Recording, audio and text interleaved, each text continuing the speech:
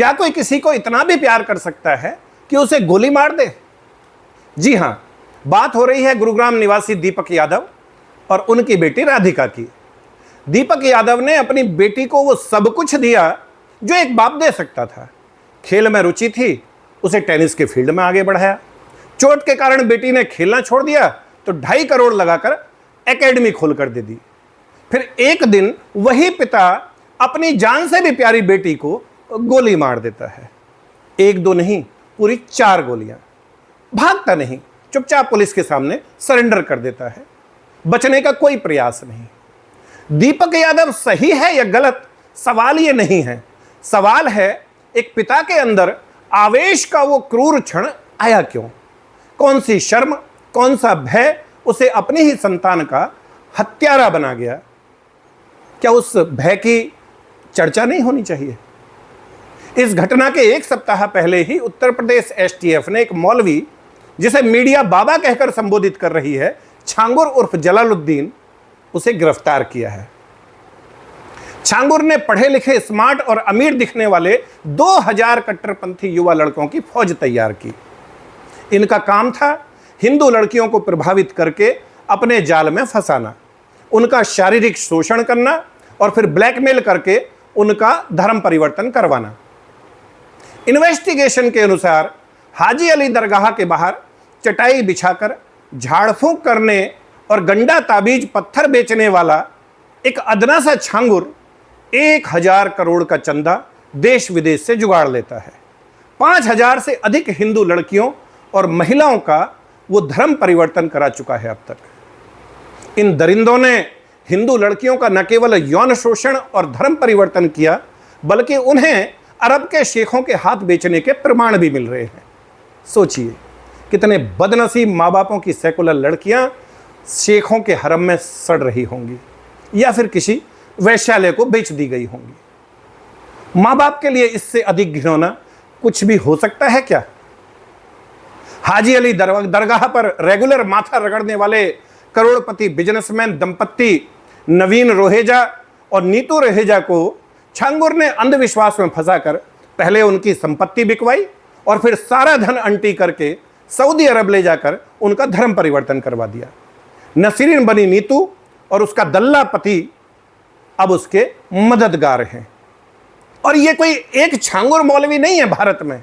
हर गली, हर शहर, हर मोहल्ले में ऐसे छांगुर हैं जिनके चंगुल में फंसकर लाखों हंसते खेलते सनातनी परिवारों का जीवन नरक बन गया है। गजवाए हिंद का सपना पाले बैठे छांगुर जैसे लोग हर सांस हमारे धर्म में सेंध लगाकर अपना विस्तार कर रहे हैं।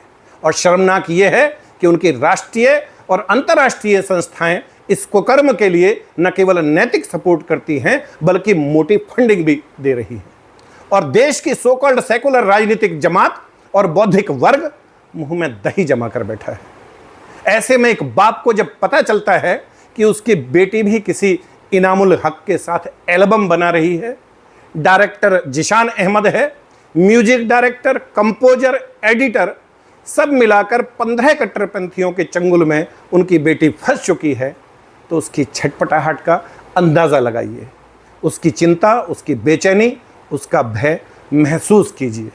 और ये भय पसर रहा है हर उस गैरतमंद पिता में जो बड़े लाड़ प्यार से पाली गई अपनी बेटी को पूरी जिंदगी के लिए काले लबादे में जकड़ा हुआ नहीं देख सकता।